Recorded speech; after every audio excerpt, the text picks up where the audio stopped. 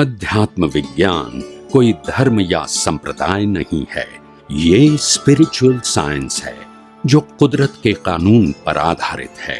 ये विज्ञान पूरे ब्रह्मांड के सभी रहस्यों को उजागर करता है और जीवन के सभी पहलुओं को समझने के लिए एक नई दृष्टि देता है। इसी को आर्ट ऑफ विजन कहते हैं, दुनिया को देखने की एक नई दृष्टि, जो अध्यात्म विज्ञानी परम पूज्य स्वामी श्री कमलेशानंद जी के निर्देशन में सनातन सत्य का अनुसंधान कर हमारे जीवन को प्रकाशित करे। जय सच्चिदानंद। भाई और बहनों, मातृशक्ति को नमन। हमारी सत्संग ज्ञानी पुरुष के सानिध्य में बड़ी आनंद के साथ में उपयोगी रूप के अंदर सार गर्भित और हमको अनुभव देने वाली चल रही है। ऐसा सब क्यों होता है कि जो स्वयं अनुभूति करता है उसके अनुभव से जो नवनीत निकलता है वो परोसता है। ये अपने मन से कोई बात नहीं कहते, ये तो ज्ञान दर्शन में जो दिखाई देता है उनको वो बोलते अपने मुंह के माध्यम से, वाणी के माध्यम से बोल के बताते। यानी ये किसी किताब की रटंत विद्या या किसी को जो सूत्र को रटा हुआ या कोई बात समझी हुई नहीं कहते हैं, देखी हुई बात ज्ञान दर्शन में, क्योंकि ज्ञान दर्शन प्रमाण होता है। सम्यक ज्ञान सम्यक दर्शन सबसे बड़ा प्रमाण होता है। तो ऐसे स्वामी जी को पाकर के हम धन्य हुए। स्वामी जी समस्त श्रोताओं की तरफ से आपका हार्दिक अभिनंदन, सत्कार और जय सच्चिदानंद। जय सच्चिदानंद। स्वामी जी, विज्ञान का मार्ग हो चाहे अध्यात्म का मार्ग हो, उसके अंदर ज्ञान दर्शन बड़ी इंपॉर्टेंस रखता है। मतलब हाईली इंपॉर्टेंस रखने वाली कोई बात होती है तो ज्ञान दर्शन की होती है, और उसको ही परिणाम, उसको ही प्रमाण स्वरूप कहा गया है। जैसे कि सांप्रदायिक में और धार्मिक के अंदर आगमों को प्रमाण माना जाता है, उसी तरीके से जो है अनुभव के क्षेत्र के अंदर सम्यक ज्ञान दर्शन को प्रमाण माना गया है। तो कृपया इसको प्रमाण सम्यक ज्ञान दर्शन को क्यों माना गया है ये थोड़ा खोल करके बताइए, क्योंकि मुमुक्षु, जिज्ञासु, साधक और महात्मा लोगों को ये चीज ज्ञान दर्शन के अंदर गहरा से गहरा बैठना बहुत जरूरी है, तभी वो अपने मोक्ष मंजिल को प्राप्त कर सकते हैं। कृपया इसका थोड़ा गहन स्पष्टीकरण दीजिए। प्रश्न के लिए धन्यवाद। देखो, ज्ञान दर्शन इतना गहरा विषय है, इतना डीप विषय है और इतना अनुभव गम्य विषय है कि आम लोगों को ज्ञान दर्शन जो आध्यात्म गुरु, आध्यात्मिक अनुभूति वाला व्यक्ति बोलता है वो उनके समझ में नहीं आता है। वो समझता है कि मैंने जो सुना वो ही ज्ञान दर्शन है। वो ज्ञान दर्शन नहीं है, वो प्रेजेंटेशन है। और अनुभवी पुरुष अनुभव से प्रेजेंटेशन करते हैं तो प्रमाण वाली बात होती है, मगर वो भी मूल ज्ञान दर्शन नहीं है। उनकी बात प्रमाण रूप जरूर है। क्या है? प्रमाण रूप, जो समझने में हमको आसानी हो जाती है, क्योंकि उनको जैसा दिखता है वो बोलते हैं, अपने ओपिनियन के साथ बोलते नहीं है। तो ज्ञान दर्शन जो सब्जेक्ट है और शास्त्रों में अनुभवी ज्ञानी पुरुष की जो बात रखी गई है, इसको प्रमाण बोलते हैं। वो प्रमाण इसीलिए बोलते हैं क्योंकि अनुभव के आधार से निकली है। मगर इंपॉर्टेंट बात यह है कि अनुभव के आधार से निकली हुई बात अगर कोई बिन अनुभवी पुरुष प्रेजेंट करेंगे तो उसमें अपना ओपिनियन रहेगा, और इसीलिए फिर उसी बातों को आप प्रमाण बोलोगे तो ठीक नहीं है। और आज यही चल रहा है। तो मेरा कहने का मतलब, जब प्रत्यक्ष होता है तो प्रमाण बोलो, वो अच्छी बात है, और अगर आपकी क्वेरी है तो वो प्रमाण से बता भी सकता है। मगर जिन्होंने अनुभव नहीं किया है वो अनुभवी पुरुष की बात करेंगे, मगर जब काउंटर क्वेश्चन करोगे तो वो तो अपनी बात करेंगे ना, तो फिर वो प्रमाण नहीं हो सकता है। तो ये मिसिंग लिंक है। दूसरी बात, जो ज्ञान दर्शन की बात हम जो करते हैं वो मैंने बार बार कहा है, वो नॉलेज एंड क्रिया नहीं है, या तो शब्द ज्ञान और क्रिया का ज्ञान नहीं है। वो दर्शन और ज्ञान जो सम्यक होता है वो खुला होता है, वो प्राप्त नहीं होता है। जो चीज दुनिया में प्राप्त होती है, चाहे वस्तु के रूप में, व्यक्ति के रूप में, साधन के रूप में, या ज्ञान शब्द ज्ञान के रूप में, यह सब विनाशी होता है। क्या होता है? ढका हुआ खुला होता है। हाँ, ये विनाशी होता है। जो प्राप्त होता है, चाहे वो शास्त्र ज्ञान है, चाहे धर्मगुरु का ज्ञान है, चाहे भौतिक ज्ञान है, चाहे वस्तु है, चाहे व्यक्ति है, जो प्राप्त होती है वो हमेशा टेम्पररी होती है। और इसलिए सम्यक ज्ञान, सम्यक दर्शन जो है वो ज्ञानी पुरुष के माध्यम से सिर्फ दृष्टि के रूप में प्राप्त होता है। क्या होता है? दृष्टि के रूप। अनुभूति तो कोई दे सकते हैं नहीं, और कीमत किसकी है? अनुभूति की। दृष्टि देने वाले ने दृष्टि दिया, आपने अनुभव नहीं किया, तो वो दृष्टि की वो कीमत नहीं है। मैंने आपको 1000 रुपया दिया और कहा जब जरूर भूख लगे तो आप इसका उपयोग करना, तो मैंने आपको दिया, ज्ञान भी दिया कि भूख लगे तो इसका उपयोग करना, जहां आपको खाना मिलता है वहां, और आप पैसा लेके चले गए। अब 1 घंटा, 2 घंटा, 5 घंटा, 6 घंटा, 10 घंटा चलते रहे, और एकदम भूख लगी, देखा भी कि हाँ खाना पीना मिलता है, मगर पैसे का उपयोग नहीं किया, तो फिर मतलब क्या रहा? तो मैंने आपको दिया, उपयोग नहीं किया, तो बेनिफिट क्या हुआ? कुछ नहीं। तुम देने से लाभ होगा वो जरूरी नहीं है। दिया हुआ उपयोग करोगे तो ही बेनिफिट है, नहीं तो नहीं है। इसीलिए अनुभवी पुरुष जो होते हैं वो क्या कहते हैं? ज्ञान दर्शन मेरे को खुला हुआ है, प्राप्त नहीं हुआ है, और खुला कुदरत ने किया है। क्या बताया? कुदरत ने किया। विजन की क्लैरिटी मेरी है, मगर जो ओपन किया वो कुदरत ने किया। इसीलिए हमने आध्यात्म विज्ञान में पहली बार बताया है केवल दर्शन, केवल ज्ञान रिजल्ट है। क्या बताया? केवल ज्ञान रिजल्ट है, केवल दर्शन पुरुषार्थ है। कभी किसी ने नहीं कहा है कि केवल ज्ञान रिजल्ट है। हमने कहा जिस व्यक्ति को केवल ज्ञान होने वाला है वो जन्म से पहले तय हो गया कि इन व्यक्ति को कौन से समय, स्थल और अवस्था में केवल ज्ञान होगा, वो फिक्स हो गया है। तो वो संजोग कौन देगा? कुदरत देगा। वो तो बना सकते नहीं है, अगर वो बना सकते तो तुरंत ही आ जाएगा, मगर ऐसा नहीं है, और पुरुषार्थ भी बाकी नहीं है।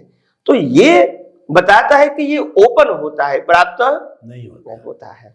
और केवल दर्शन धीरे धीरे खुला होता है। क्या होता है? जैसे अज्ञान मिटता है तो आपका आवरण होता है, इतने आपको deepness and sharpness and broadness ज्यादा आती है।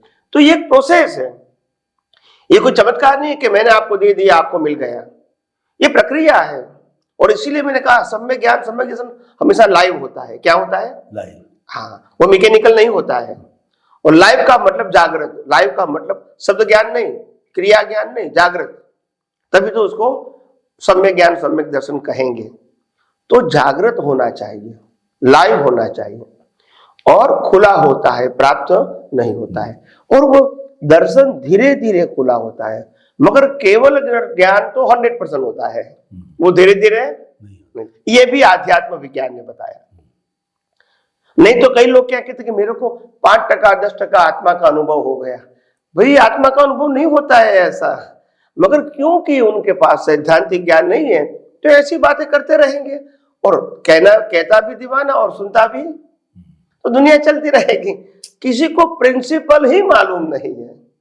और इसीलिए तो मैंने कहा कि जब अनुभवी पुरुष जो बोलते तो वो अपनी जबान नहीं बोलते हैं, वो कुदरत ने बताया हुआ सनातन सत्य को सिर्फ प्रेजेंट करते हैं, और उसमें भी वो विदाउट ओनरशिप करते हैं। क्या करते हैं? Without ownership. ये नहीं कहेगा ज्ञान मेरा है, अनुभव मेरा है। ज्ञान किसका है? कुदरत का है। और वही कुदरत के ज्ञान को अनुभव करना है ये दृष्टि से। तो दृष्टि मैं दे रहा हूं, मगर अनुभव करना है कुदरत के ज्ञान को, मेरे ज्ञान को नहीं। तो ये इतनी क्लैरिटी होती है अनुभवी ज्ञानी पुरुष में कि वो कभी नहीं कहेगा कि ये ज्ञान मेरा है। ज्ञान तो सनातन ही होता है, अनुभव होता है।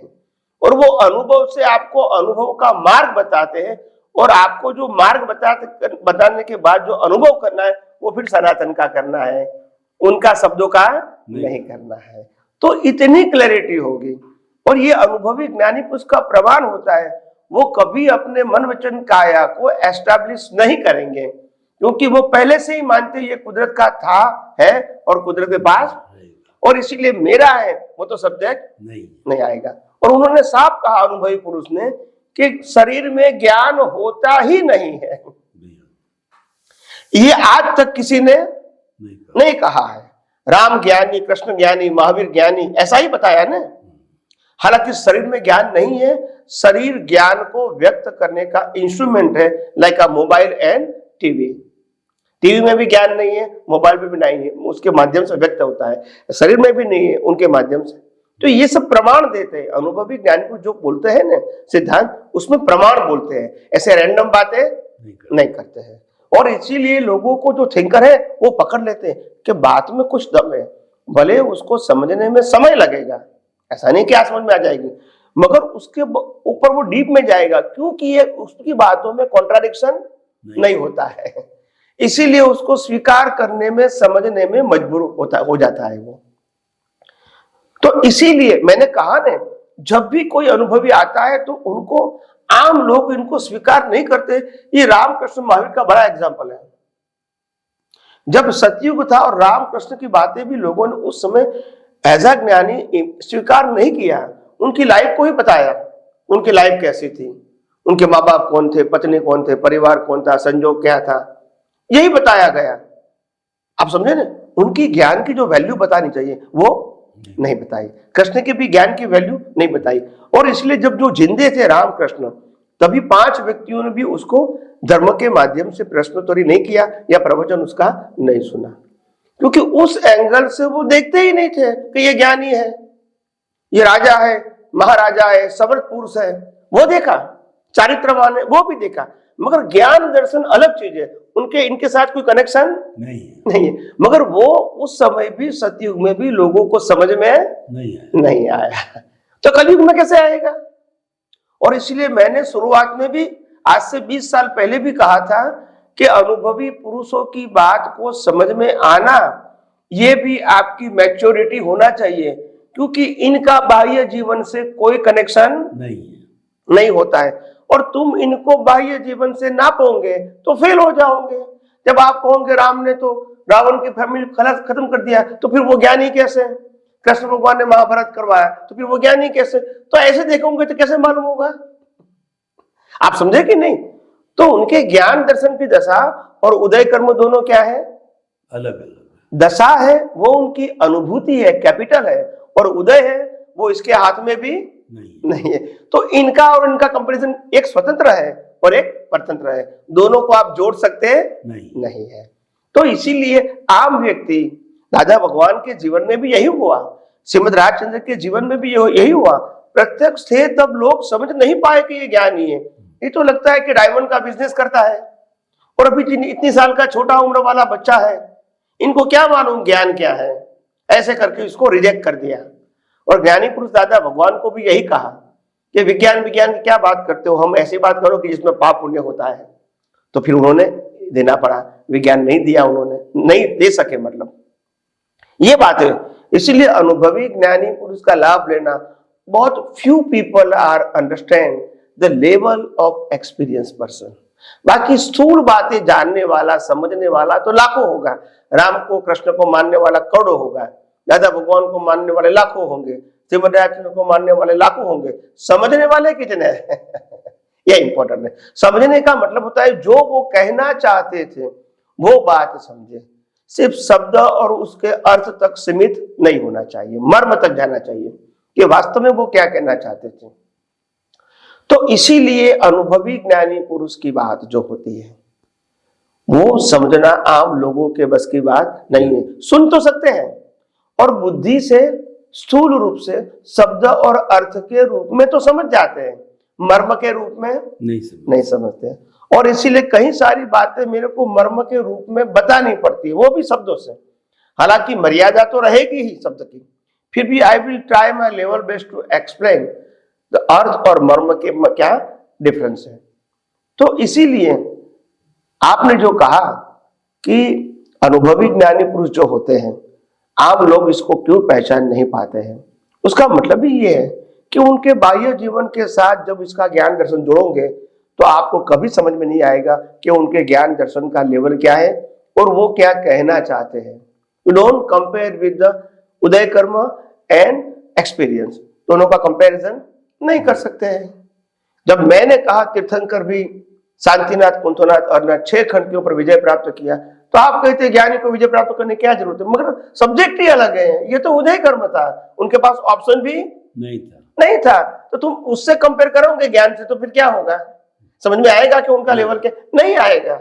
आप कहेंगे ज्ञानी है तो फिर इतना 6 खंड प्राप्त करने की क्या जरूरत है, इतनी रानियों के साथ शादी करना, इतनी संपत्ति इकट्ठी करना, इतने बच्चे करना, इतना परिग्रह प्राप्त करना, क्या जरूरत है, साम दाम दंड भेद की क्या जरूरत है अगर ज्ञानी है तो।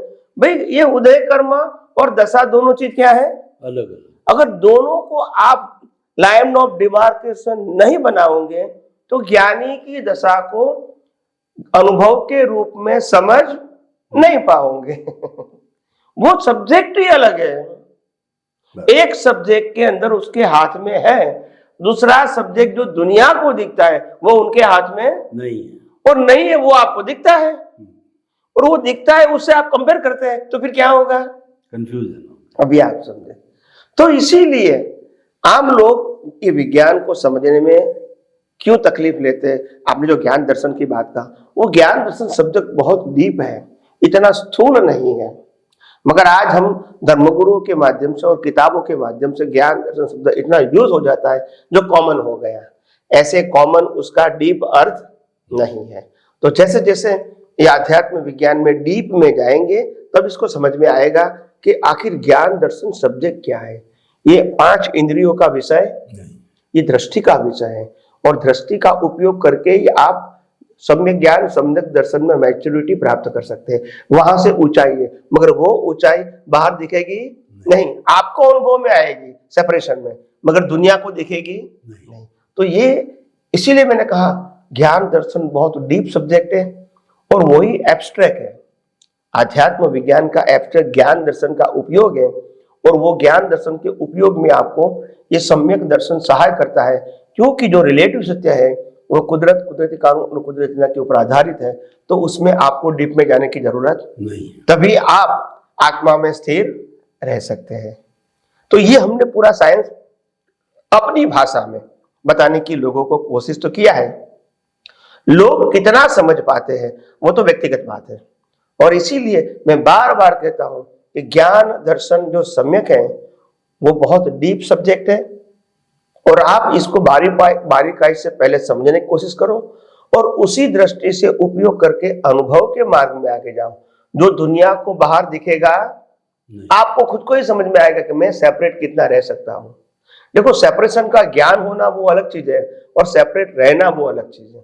तो सेपरेशन की अनुभूति करना वो एक्सपीरियंस है, सेपरेशन का ज्ञान है वो एक्सपीरियंस नहीं है।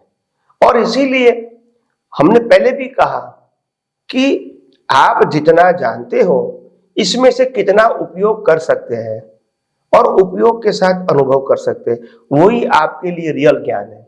बाकी ये ज्ञान है वो तो उदय कर्म के अधीन आपको मिला है, भले अनुभवी पुरुष का है फिर भी उदय कर्म के अधीन मिला है, मगर आप कितना डाइजेस्ट कर सकते हो वो तो इंडिविजुअल बात है।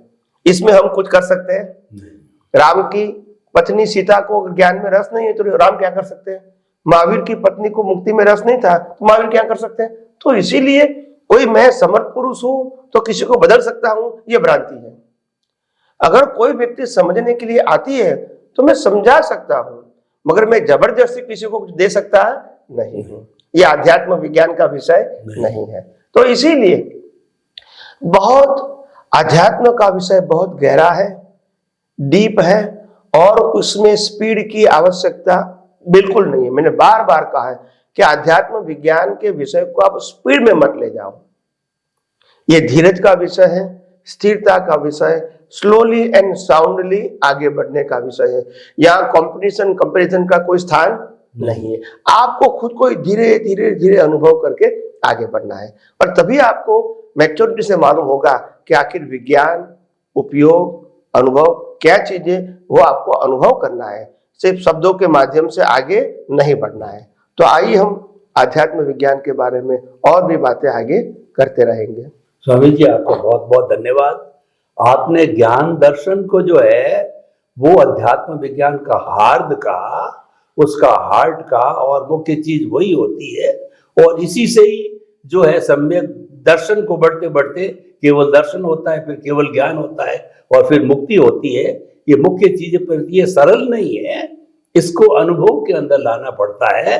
और ज्ञानी पुरुष पहले अपने विजन को क्लियर करते हैं, और विजन एक मार्ग है, और उसी विजन के मार्ग से वो दूसरों को ज्ञान दर्शन जो उनको स्थिर हो गया है उसकी अनुभूति कराते हैं। वही मार्ग और वही एप्लीकेशन जो है वो जो है सेपरेशन के अंदर करते हैं।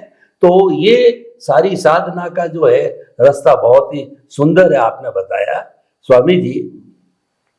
अब ज्ञान दर्शन का जो विषय चल रहा है, तो उसके बारे के अंदर एक प्रश्न मेरे दिमाग के अंदर और आ रहा है कि जो केवली होते हैं या जो केवल ज्ञानी होते हैं, जिन्होंने केवल दर्शन करके और केवल ज्ञान उनको हो चुका है, तो उस स्थिति के अंदर जो है वो तो वास्तव के अंदर सब चीज प्रमाण सहित देखते हैं, प्रमाण सहित बोलते हैं। तो उनकी बात का तो पूरा का पूरा विज्ञान खुला होता ही है और विज्ञान स्वरूप ही बात करते हैं। लेकिन ऐसे समय में भी बहुत से ऐसे लोग होते हैं, सुनते भी हैं, प्रवचन में भी जाते हैं, लेकिन जो है उनके पल्ले कुछ पड़ता नहीं, बदलाव आता नहीं।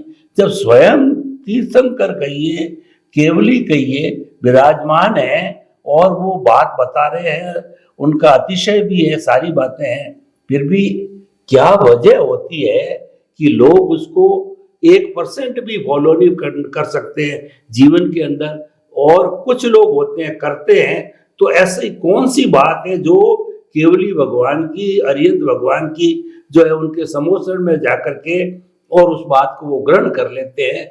तो वो किस तरीके से होता है, किस वजह से होता है, कृपया बताइए। प्रश्न के लिए धन्यवाद। देखो, अनुभवी पुरुष की जो बातें होती है वो तो सहज और सरल भाषा में दुनिया को बताते हैं, बताते रहते हैं और बताने की कोशिश भी करते हैं, और लोगों के प्रश्नों का सैद्धांतिक उत्तर भी देते हैं विथ एग्जाम्पल। मगर आम लोग, मैंने कहा ना कि वो शब्द ज्ञान से आगे नहीं बढ़ते हैं, क्योंकि जो समाधान होता है, मानसिक समाधान, उसको वो अनुभूति मान लेता है। क्या मान लेता है? अनुभूति। ये गलती हो जाती है। ये आपको मानसिक समाधान हुआ है, ये एक्सपीरियंस नहीं हुआ है, ये एक्सपीरियंस नहीं हुआ है। तो ये बातें समझने में समय लगता है उनको, कि अनुभूति अलग चीज है और समझ अलग चीज है। और कई सारी बातें ऐसी होती हैं, आपने कहा कि केवली और तीर्थंकर जो सामने होते हैं तो वो तो विज्ञान की ही बात करते हैं। नहीं, विज्ञान की बात तो करते हैं, मगर उसमें क्या होता है, ज्यादातर तीर्थंकर भगवंतों की बात जो होती है वो ब्रह्मांड के रहस्यों की बात होती है। हिस्ट्री कि पृथ्वी में कितनी पृथ्वी है, कितने खंड है, कितने प्रदेश है, कितनी दिशाएं, कितने सरोवर है, कितने पहाड़ है, कितनी साइज है, कितने सूर्य है, कितने चंद्र है, कहाँ का पॉपुलेशन है इंसान की, कहाँ नहीं है, देवलोक क्या है, नरक लोक।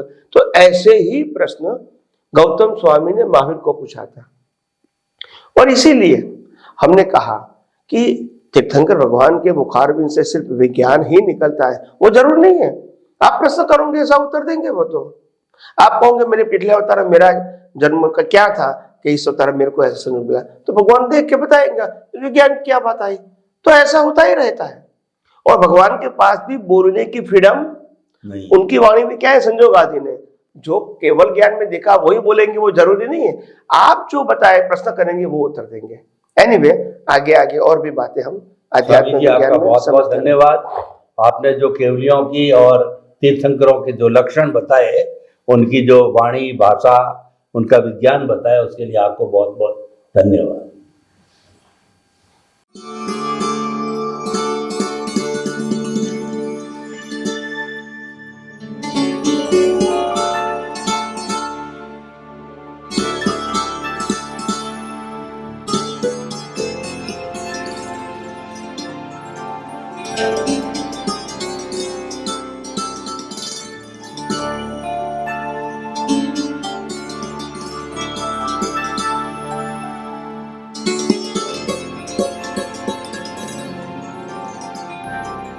नमः।